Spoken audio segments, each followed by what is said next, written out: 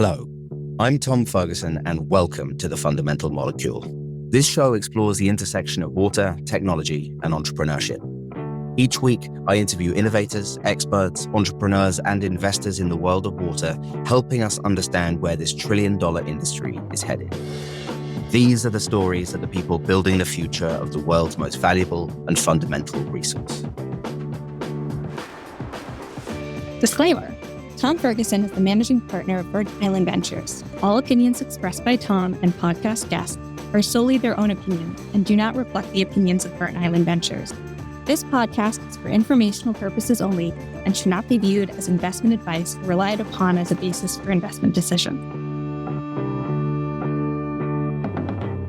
I am a big fan of Cala Systems. They've set a completely new standard for the heat pump water heater and water heaters in general.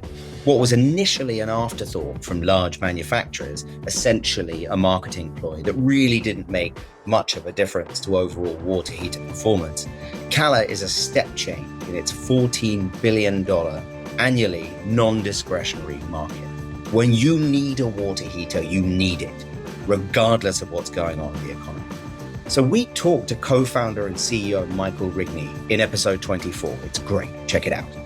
But we wanted to do a TMF first and have a product lead on. Mike Ting is the co-founder and CTO of Cala and has overseen the creation of a world-class product, up to and including setting up an entire factory twice. He's a super guy, and this is an insight-laden masterclass in building and scaling a product. Please enjoy my product-first conversation with Mike Ting. Mike Ting, I'm really excited. How are you doing? I'm doing great. It's awesome to be here. Thanks for having me. No, it really is awesome to have you here because I think by our estimation, you have probably, apart from maybe Oliver at Acquisent, well, in fact, no, there's absolutely no way that's true. But you have probably had your part in creating more products, or products that have been used by more people than anybody else in the BIV portfolio, and probably most of everyone else's portfolio as well. But we can get to that. But I want to start you on probably an unfair question, but it's one that I think I'm really interested in your take because it's something you clearly profoundly understand. And that question is, what makes a good product? The biggest thing for me has always been deliver real value to the customers.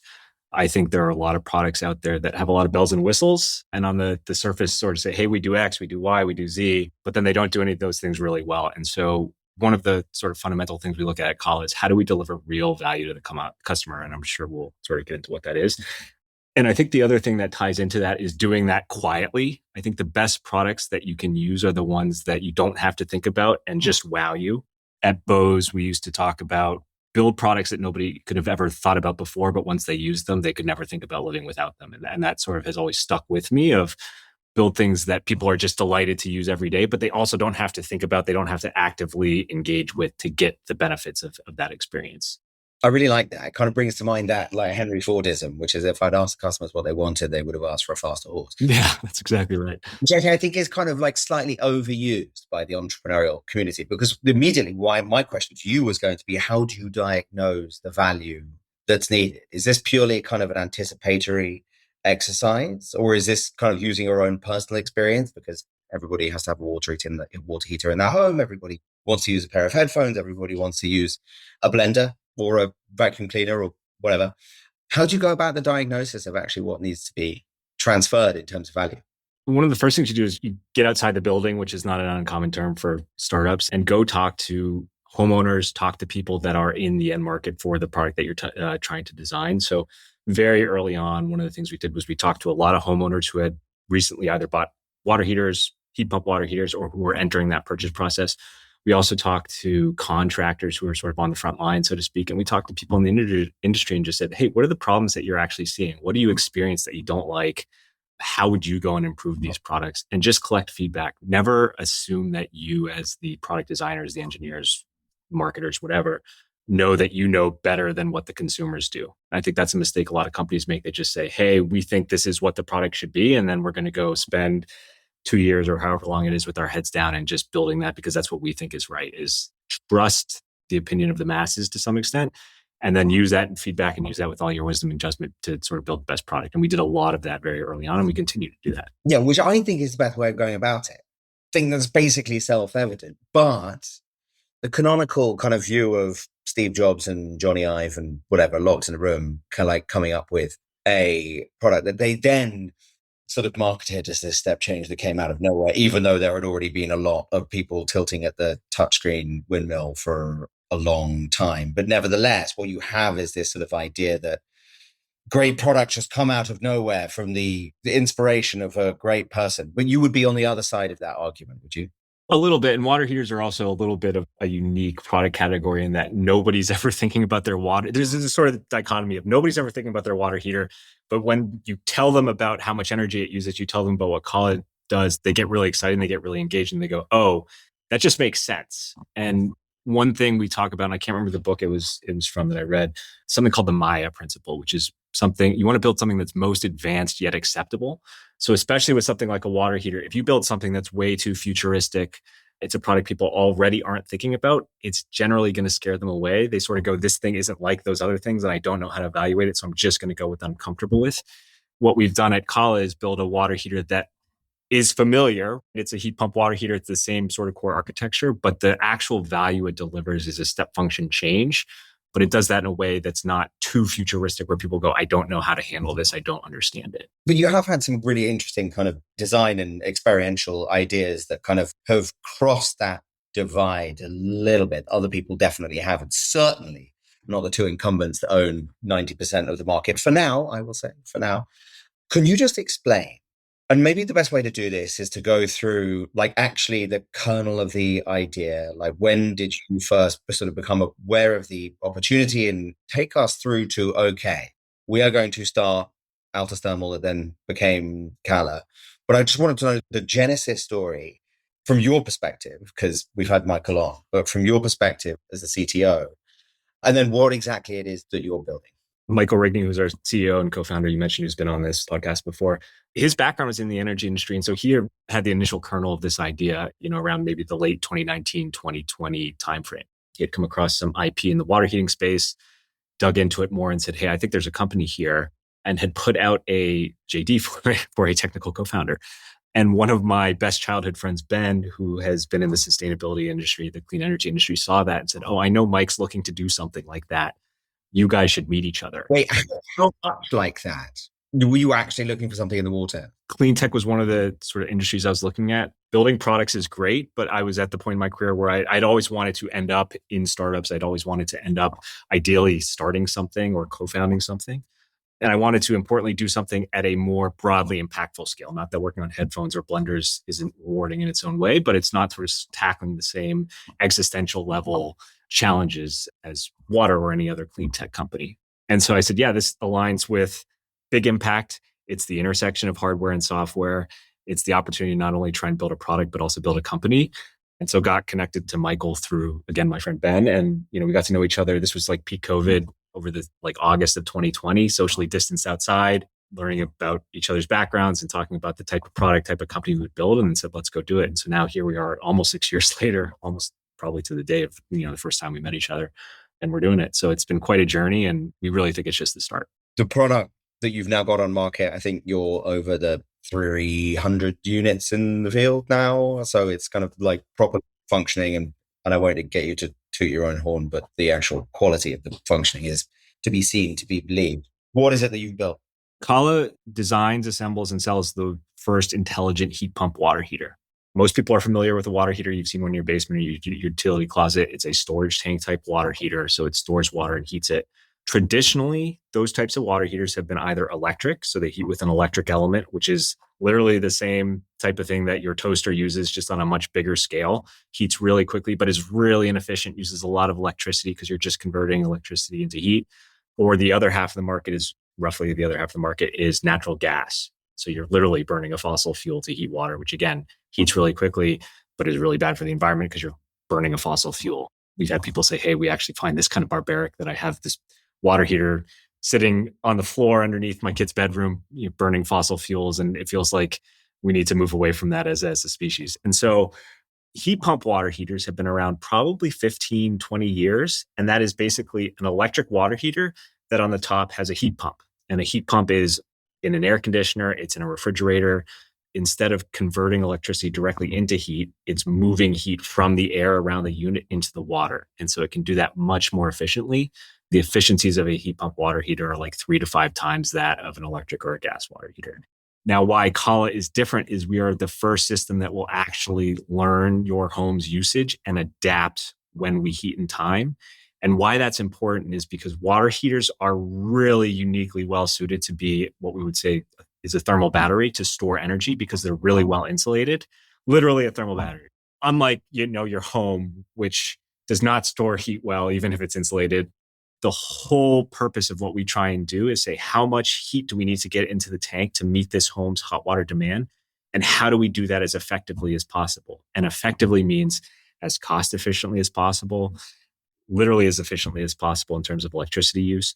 If the home has solar, how do we do it so that we can try and sync the heating when they have renewables? All these things that water heaters are really well set up to do that nobody has ever really done before. Because again, like you mentioned, the market is dominated basically by 3 incumbents, and these products have been out. The original water heater patent is well over 100 years old, and the basic idea of the controls has not changed in that time. It's like the water's getting cold, turn on and heat. Water's getting hot, turn off. And we look at that and go, this is crazy. It's at the time it's 2020. There's no reason why we can't do better. And so that was really the genesis of Cala. So what were your key product considerations out of the gate? And as you look back, are there any specific points in time that you kind of updated those considerations? Any kind of product light bulb moments that happened? Or did you pretty much know the archetype or the design, maybe not criteria, but the design roadmap before you started? I'm just curious as to the evolution of what you thought the product was going to be versus what it became. We had the kernel of the idea for sure from the start. One of the big changes was actually using a variable speed compressor. And that is something that is not common really in any of the systems today. We're one of the first to do it domestically. And what the compressor is, it's a part of every heat pump. It's basically a pump. Any heat pump has a fluid called refrigerant, which is really good at absorbing heat. And the compressor basically moves that fluid around. And that's what absorbs heat from the air and transfers it into the tank. Most systems for water heaters use what's called a fixed speed compressor, which is it's either on or it's off. A variable speed compressor can run at any speed. So you can run it at a much faster speed, get heat in faster, but that's less efficient. Or you can run it what we would call low and slow, where you get the heat in over a longer period of time. So the analogy we like to use is that today's systems are basically either parked or they're driving 60 miles an hour, which is not an economical way to get anywhere. Whereas a variable speed compressor is I can drive 7 miles an hour, I can drive 70 miles an hour. These are very common in HVAC, ACs. They are not very common in water heaters. We did a lot of simulation work early on where we said, look, there's a benefit no matter how you use Cala's controls, but when you add that with a variable speed compressor, you really take it into another gear. To sort of summarize, you sort of really knew where you were going. We knew where we were going, yeah, and it was really working out the details and all the nitty-gritty stuff. I love how you can basically put that into a single sentence when I have seen firsthand exactly how much work went into, quote unquote, working out those details.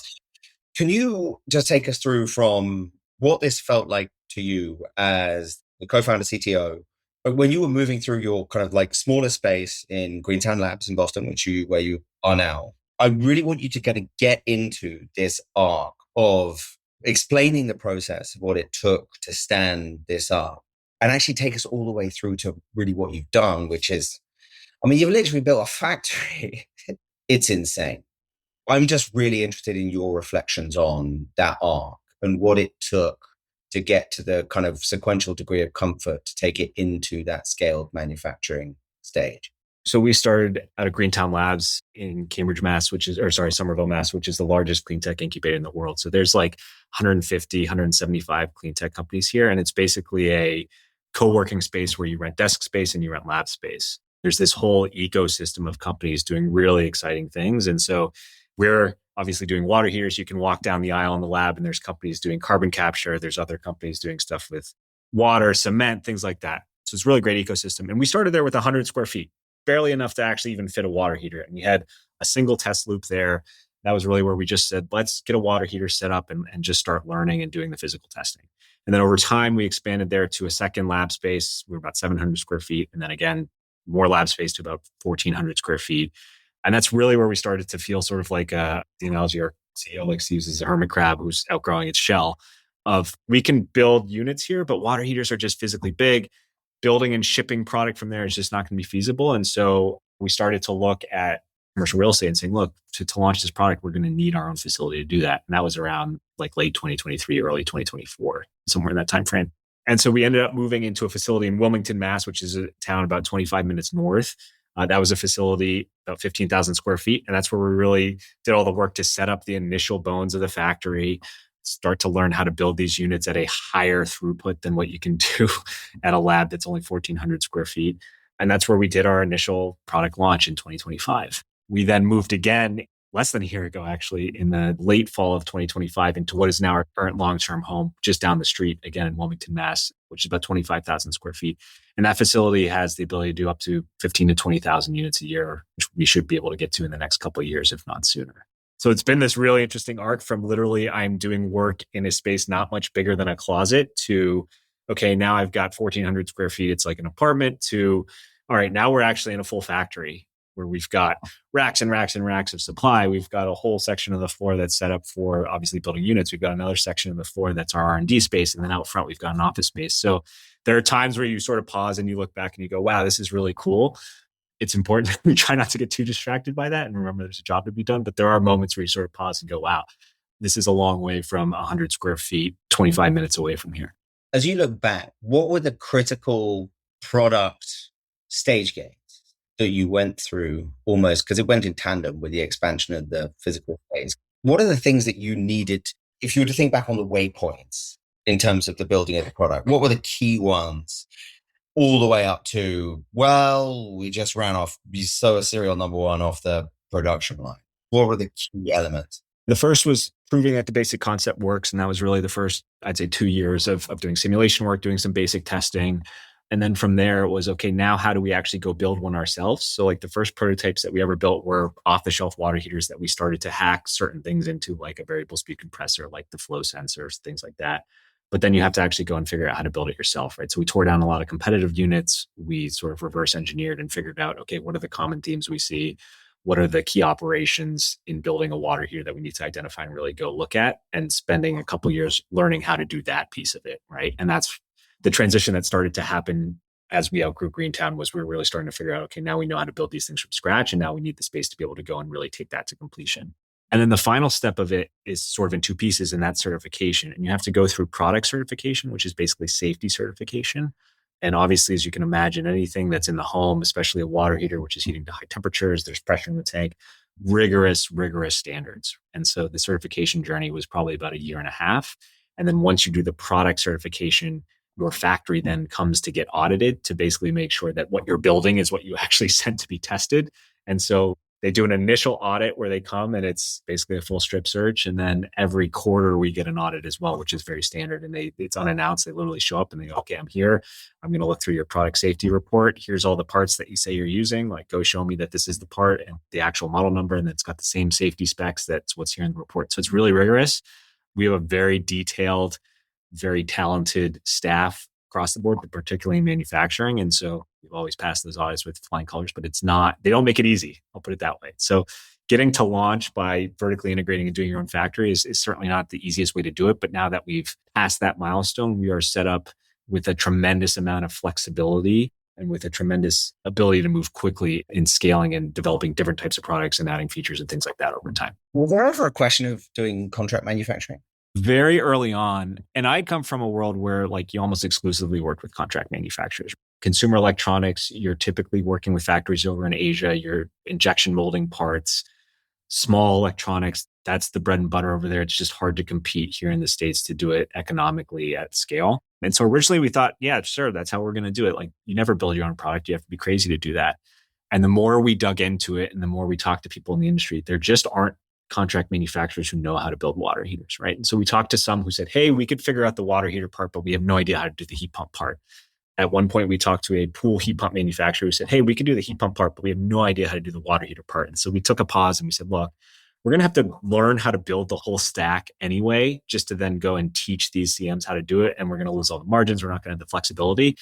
And the more and more we talked to folks in the industry and went and sort of penciled out the math, it turns out you don't need a relatively high amount of CapEx to build a water heater.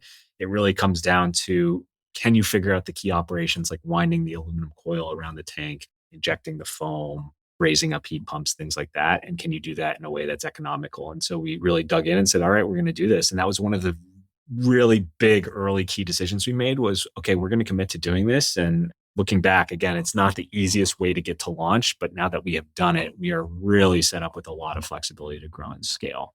If we have anything we want to develop or we have an issue, I'm walking 20 feet onto the floor. We can get on the line. We can look at units. We can bring a unit over from the production line over to our R&D space and do testing. It's, I'm not hopping on a plane to China. I'm not hopping on a plane somewhere else. We're solving things in real time, basically. We're not waiting weeks, months, or even years to implement features or changes to our product. We've already seen the decision pay off, and it's really fun because you come in every day and all the departments are co-located. And so we have this really not only collaborative environment, but just really tight feedback loops between sales, marketing, engineering, manufacturing, all the different groups. It's really profound. I just want to dig into something that was really difficult doing this. And one of the things that I think is consistently most impressive is you mentioned the coil. What I'm more interested in is a lot of people thought that you could do this, and you totally did.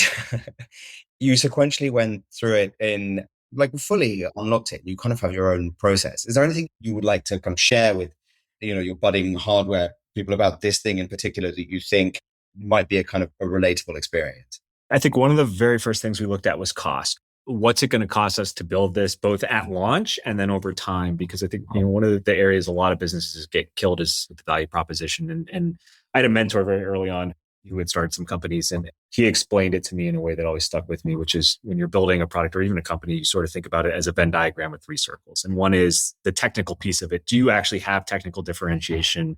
Can you figure out how to build it? All of that sort of fun stuff that goes into the putting something that's on paper into a real tangible product. The second circle is the storytelling of, can I actually create a compelling value proposition where someone says, hey, yeah, I actually want to go spend my hard-earned money on that. And then the third piece of it is, can you actually build a business around it, right? Because you can have something that's totally awesome from a technical standpoint. Everybody wants it. But if we built a water heater and it cost $1 million, nobody's going to buy that, right? And so you have to push those three circles together in a way that makes sense. And part of the technical piece and the consumer piece and the building a business piece is cost, right? And so one of the very first things we did was try to get a sense of, okay, what are people willing to pay for this? What do we think we can get our costs to over time? How do we really develop a ruthless plan so that we can tactically execute on that after launch, which is the phase we're at now, right? We're post-launch, obviously, COGS are higher, things like that, but we have a very clear plan for how we reduce that and get to very defensible margins over time in building a real business. I have lived that time and again at past companies where projects get killed, literally talking about trying to squeeze dimes out that we couldn't get out. And it's okay, well, now that project's just not a project anymore because we couldn't get the cost low enough. So I think you have to look at that. And we've seen, unfortunately, companies here at Greentown that find that out too late, where they go, okay, we've got something really great, but now we've found out we're going to have to be 3 or 4x the cost of what the nearest competitor is, and nobody's going to want it. And so we have to figure out how to do it. So trying to solve those big questions really early on. And one of the things we really tried to do was just kill the idea and say, we shouldn't build this product. We shouldn't build this company. And if you can do that in an honest way and get through it and say, yep, we haven't been able to find a reason to kill this, then you've at least passed sort of the first gate. You've mentioned a couple of things about your product past. You had time at both Bosun's, Shark Ninja. You're a product guy, but you're a product guy at scale. These are not short on volume, both of those players. Can you describe the learning curve you went through as a product guy within those two kind of formative experiences? And what are the key lessons you kind of took away that have proved most useful as you've gone into a unit like a heat pump water heater, which is, well, it's not a fusion reactor, right? But there are sort of commonalities, but nonetheless, it's a different beast. At Bose, I was very much on the ground floor doing a lot of CAD testing, prototyping. I got the opportunity to go to Asia several times to go into factories and see stuff built. And it's really eye-opening, right? Even something as simple as, like a TV remote or something that would be lying around your house, you go, okay, well, that's just a simple product. But you go look, say, well, someone had to decide how the buttons are laid out. Someone had to decide what the buttons feel like. They had to decide how these pieces go together. And so when you start to scale that up into things like headphones or blenders, and certainly a water heater that's very complex, you realize even doing the simplest things can be very difficult. And so you have to set your boundary conditions up really early of what is the key problem I'm trying to solve? And how do I just relentlessly go after the things that we're going to be really good at? And then everything else is shiny object syndrome. So like figure out what the product's going to be really good at, go and absolutely own that. And then you can start to add layers in. There's a lot of products out there that try and do too many things and they end up doing none of them well. We try and really own what we're good at, and we will obviously layer in more features and functionality over time. But that's something that I saw at Bose and Shark Ninja. They were really companies that had a lot of pride in their own ways of the things that they were good at. Bose was very much about having best in class noise canceling and travel friendly format for frequent flyers. And Shark Ninja was, hey, we're going to do things that, a Vitamix does, but we're going to do it at a quarter of the cost. Or, on the Shark side, we're going to do things that a Dyson does, but we're going to do it at a quarter of the cost. So that was a really key lesson. And then I think the other one is that this is a transition I saw like over the course of the 2010s, which is, sort of when I started working out of school, is the days of shipping sort of just dumb hardware are kind of over. Like if you just ship a hardware product, it's really a brick that starts going obsolete the day that you put it in your home. And so we talk about this intersection of hardware and software as deliver a better with time experience. So the hardware is really the vessel for the software platform. So that, you've got this piece of hardware that physically is not going to change once it gets in the home. But because in our case, we've got this, we call it thermal intelligence. We've got an intelligent platform that can grow over time to continue to make that hardware improve over time and how it performs. And so somebody buys it day one and the functionality and the features they get in year 1, year 3, year 5 continue to improve. And so you're constantly adapting. We've already seen that. We have the ability to issue over the air updates, update the firmware, things like that, add in features when people say, hey, it'd be really cool if you did X, Y, or Z. We could say, yeah, we can go do that. Like, let us go take a look at it and we'll get back to you. And people go, wow, nobody else is doing that. Certainly not in our space. That's for sure. It's a good juncture actually to talk about the other design decisions outside of hardware.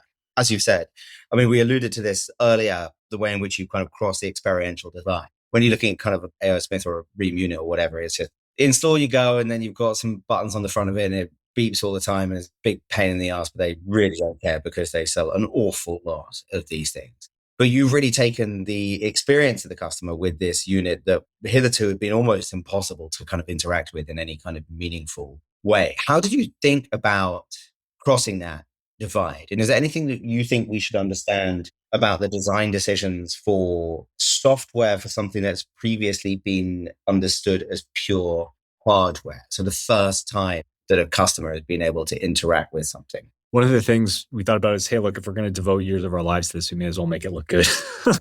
From an aesthetic standpoint, we got a guy I used to work with at Bose, is a very talented industrial designer. This guy, Kevin, came in and did a bunch of sketches for us. And we did sort of an industrial design sprint we literally took old little oatmeal containers and spray painted them because they're roughly water heater shape and said, okay, which of these look okay? And then we scaled up to, full size models, and then eventually like did surveys around Greetown, stuff like that.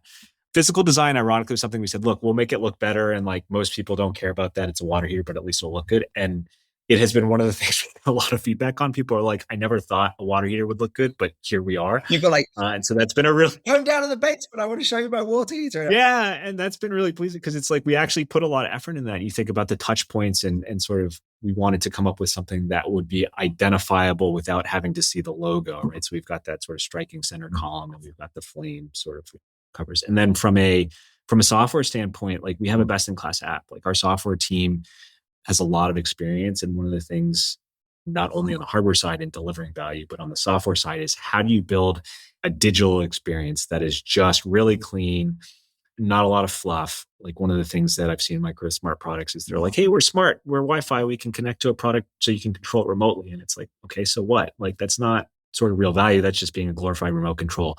And so we try and have a lot of brains on the back end so that our customers are getting this really great experience, but they don't have to think about it if they don't want to. And a lot of our early customers are super users who are like, I want the data. I want to be in the app every day. But we know over time, like most people don't want to think about their water heater. And so you have to design for both those groups and satisfy them in a way that the people that are super users really want to use the app and are really delighted with it. But the people who are not tech savvy go, okay, great. Like it's there if I need it, but I don't need to go in and program. Can you say more about that? If anybody who has ambitions to going to scale, in that you're going to have the pioneers and they're going to want to do all of the stuff and they want to control it themselves down to the nth degree and all the rest of it. But most people just want something that works brilliantly that they can ignore and just they can go on with all the rest of the stuff they want to do in their life that isn't controlling their water. So essentially, kind of over time, you have to be able to do both things. And as you've said, right, even in your initial deployments, you kind of have to do both at the same time. Just to unpack that a little. How has it shown up in your journey? Is it as simple as kind of like hiding features? Like, how do you actually deliver that? It's not necessarily hiding features. It was a fundamental decision in how we architected how Cala works. So every other water heater, whether it's in particular heat pump water heaters, have modes, right? So you have to program a mode and you have to program a set point temperature. And when you buy a heat pump water heater, they have all these sort of like obfuscated names of like eco mode, hybrid mode, high demand mode. And one of the things that was a constant theme in talking to people, A, they're like, I don't want to program my water heater. Two, even if I do, I don't know what these modes mean. And three, like, even if I do program it, it's not going to change over time unless I go down to the basement or if I download the app and have like a remote control, which I don't want to be doing. And so we said, look, like, we could do this all autonomously. Like, nobody should be thinking about their water heater on a daily basis. Everyone's busy. You have better things to work on. So we are the first water heater that I know of that has autonomous tank temperature control. So there are no modes on Cala. You install it, you set it up, you tell it a couple preferences, and then the first roughly 30 days, it learns your home's usage, and then it kicks over into predictive mode where we will automatically adjust the temperature that the water is heating to in the tank based on your past demand. If you're a home that on weekdays, everybody's getting up, showering before school, going to work, high demand, great. We're going to make sure on those days, there's a lot of heat getting into the tank. Weekends, maybe people are sleeping in, the pattern shifts. Okay, we don't need to put as much heat in the tank. We're starting a little later. You can't do that with any of the systems today. You'd have to be like manually scheduling stuff. You'd have to be constantly like paying attention to the temperature, and nobody wants to do that. And so it goes back to deliver value in a quiet way where you're just quietly doing your job. Don't call attention to it, just do it. And if you do that, like, people don't need to be delighted by the features that you have. They need to be delighted by the result of that, which is, hey, I'm getting hot water, my bill's lower, it's syncing with my solar, and I haven't had to think about my water heater since I installed it. Like, oh, that's actually really cool.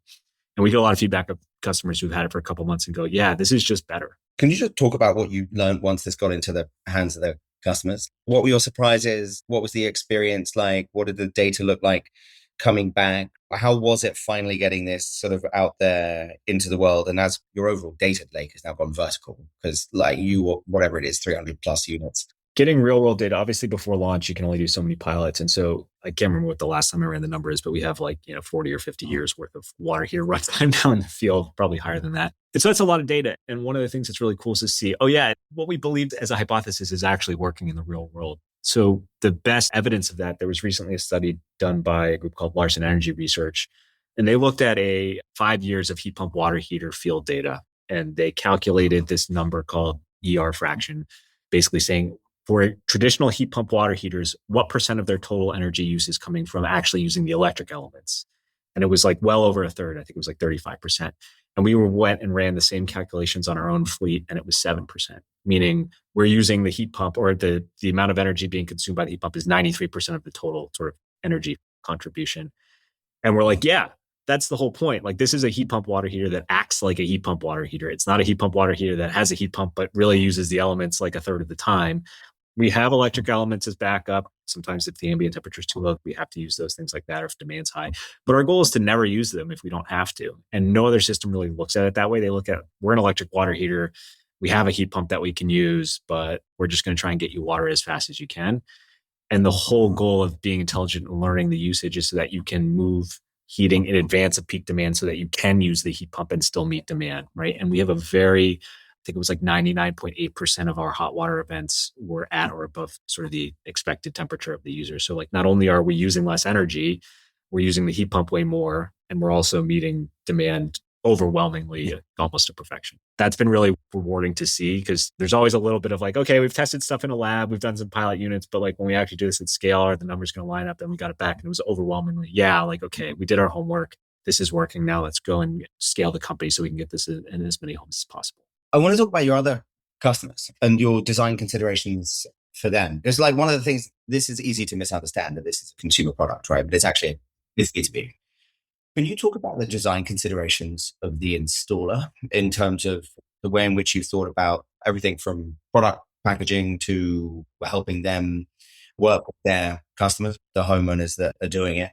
Factoring in 3 different layers is really interesting. So your consideration of the installer, what was that? It's a really interesting point, because ultimately the homeowner is the end user of the product, but the contractors are really the ones on the front line. And a lot of times they're the ones that are sort of the impetus for the sale. And so we really look at contractors as our primary customer. We do sell directly to consumers, But a lot of times it's the homeowner going to their contractor or calling us up and talking to one of our Cala Pro contractors. And one of the things we did talking about getting out of the building earlier is we went and talked to a lot of contractors early on and said, what are your pain points with these units?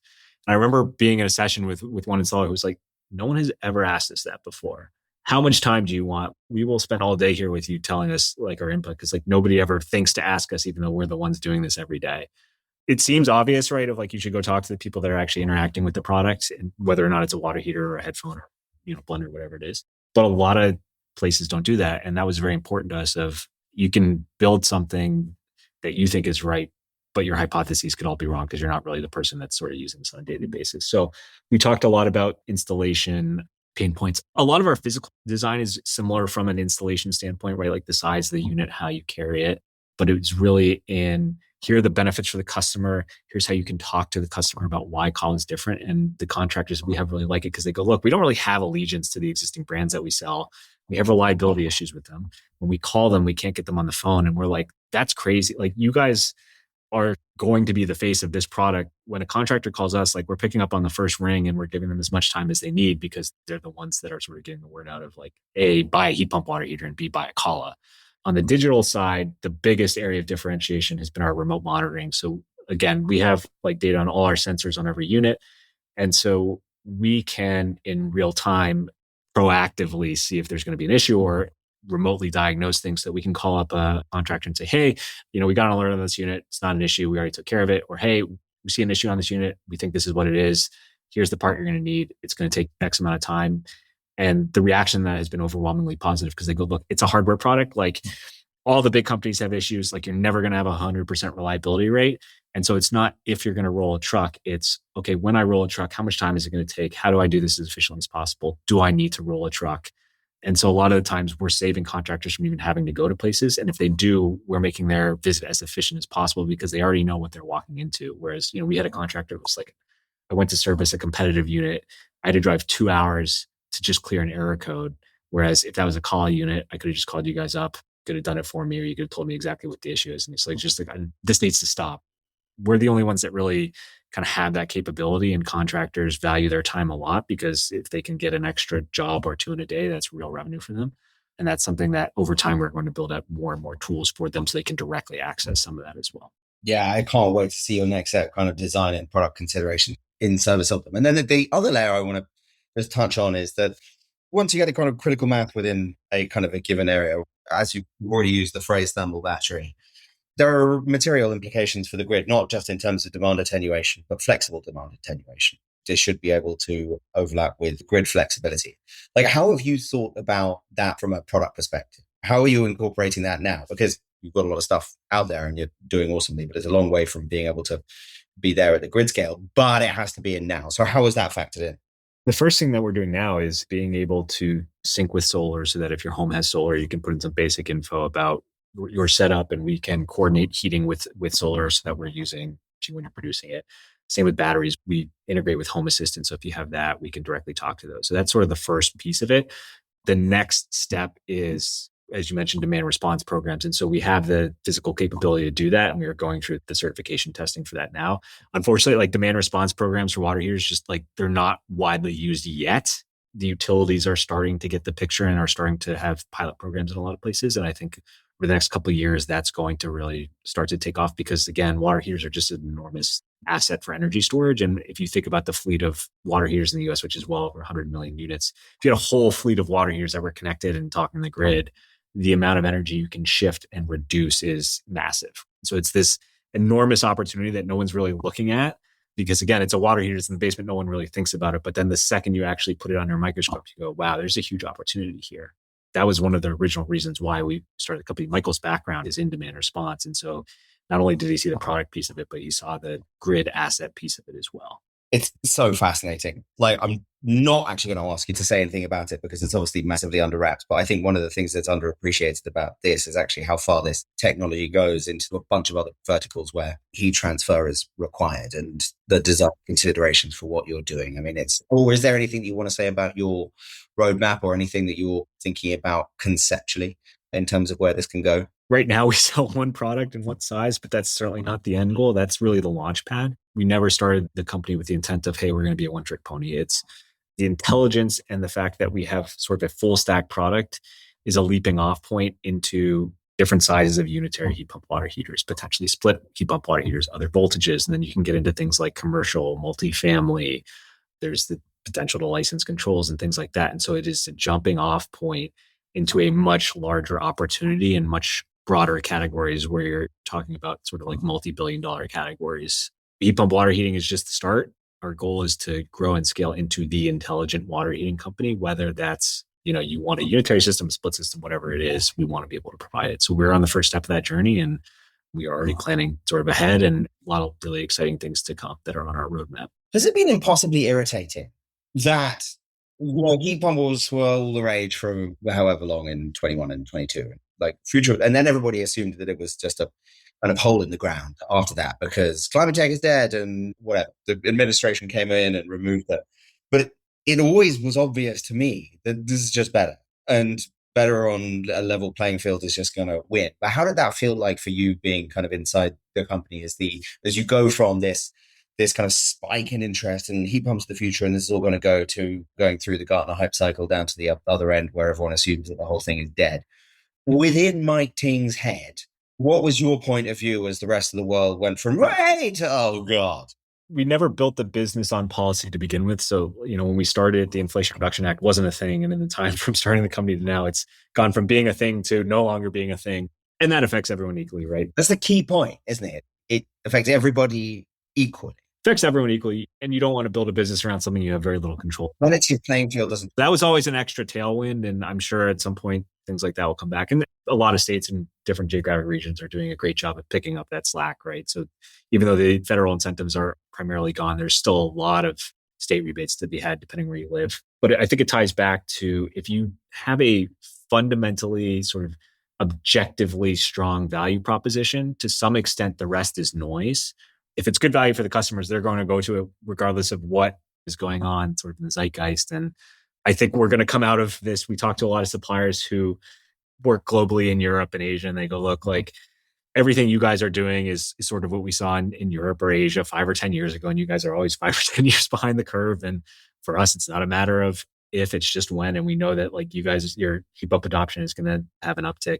And I'd also add, like, it's really just in like heat pump water heaters in some of these other areas like solar, right? Like heat pumps have been around for decades, like refrigerators, ACs. A lot of times we sort of laugh because people go, oh, I think heat pumps are a scam. And we go, do you own an air conditioner? And they go, yeah. We go, that's it. And they go, oh, okay, never mind. Like, I get it. I understand what you're trying to do now. So a lot of it is education, right? And that's just trying to educate people about how these systems work, why they're better, showing that they're not black magic, that they've been around for decades, and that it's really based on fundamental physics of it is more efficient to heat doing it this way than directly converting electricity or fuel into heat. It certainly made it a little bit more of an uphill climb, but we know we'll get there, and we know that the fundamental value proposition is still there. And so we feel pretty good about the long-term outcome of Cala. I was just thinking back to when I was going around Greentown Labs, and I remember being so struck by your approach to manufacturability. The process you went through to go from building 1 to building 5 to building 10 in a day, and all of the minutiae that had to be right, all the way up to like, visiting the factory now and, seeing your inventory system and the way in which you set it up. Good products are such a kind of downstream of an incredibly important attention to detail. Can you just sort of reflect on that for a second? Because I really think you're just sort of an extraordinary exponent of this particular discipline. You have to have a very high eye for detail, and you have to be very systematic about how you're going to go and build something. And our VP manufacturing, Pete, who also happens to be an Expos guy, we didn't work there together, but he's set up, numerous lines over the course of his career, and he's got a background in lean manufacturing. I have a much lesser background in lean, but we both from the start were like, there's all these best practices you can learn from the big companies. And one of the reasons why I'm glad I worked at some big companies to start is you sort of see, okay, this is at a steady state how you should do it. And you can take those experiences so you're not necessarily laying the track in front of you. And so we started from the very beginning saying, okay, how do we set this up in a way that allows us to grow into scale so that we're not just piecing it together? So it's things like inventory management, like you referenced. It's things like how you lay out the floor. It's how you train your technicians. It's how you develop what we call the SOPs or the operating procedures. And all that takes time. We have thousands of pages of work instructions for how to put these things together. The idea is you could pull anybody who doesn't know anything about being technical and try and have them follow step by step, picture by picture, and put a water heater together. And that's the level it really takes to not only be able to build them quickly over time with a higher throughput, but also to build really high quality, right? So that you minimize the chances that there's going to be any issues in the field. And we have a lot of quality control checks in place. Certainly we go through the early sort of growing pains of shipping the first 100 units, first 200 units. But again, because we're vertically integrated, we have the ability to burn down issues like that incredibly fast, like hours, days, things like that. And we're now in a really good place where the next biggest challenge is just scaling and increasing the volume. Mike, this is just as fun as I thought it would be. I really appreciate you coming on. We ask all of our guests on the fundamental molecule the same final question, which is, what is the single most important piece of advice for future and aspiring water entrepreneurs? Maybe not specific to water, but just for entrepreneurs in general, is you have to be really resilient and really scrappy. If you accept the fact that things are going to be hard and you're going to face problems on a daily basis, that is much easier than trying to sort of sit there and moan and say, oh, this is a lot harder than I thought it was going to be. Like, accept the circumstances and say, okay, here's the problems I'm going to go solve today, and let's go do it. And then just give me the next set of problems and we're going to go tackle that.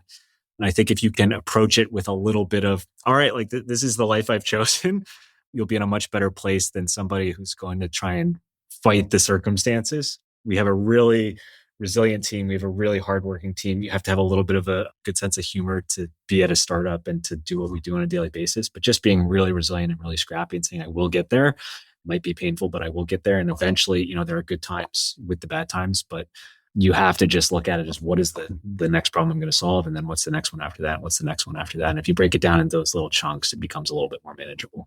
Absolutely. Well, coming from the guy that led the team that moved an entire factory and recertified the line in 72 hours. It was probably like less than a week. Yeah, I'll give a lot of credit or most of the credit should go to our manufacturing team there because they did most of the moving. But yeah, that was a chaotic week. I think it was right around the time of Thanksgiving. So everybody earned their turkey. I love that. I couldn't agree more. Just like the sequential deletion of problems, let's just say kind of into the long term. Yep. No, for sure. But I'm such a huge admirer. The product itself that you've built is absolutely world class and is going to be delivering on the technical promise of the heat pump in the context of kind of 20% of home energy use, and actually well beyond that. I know we can't say much about it, but I know it's going to be going well beyond that. And I think it's just, and all of it is downstream of your extraordinary expertise. So thank you so much for coming to share it with us. It's really been a pleasure.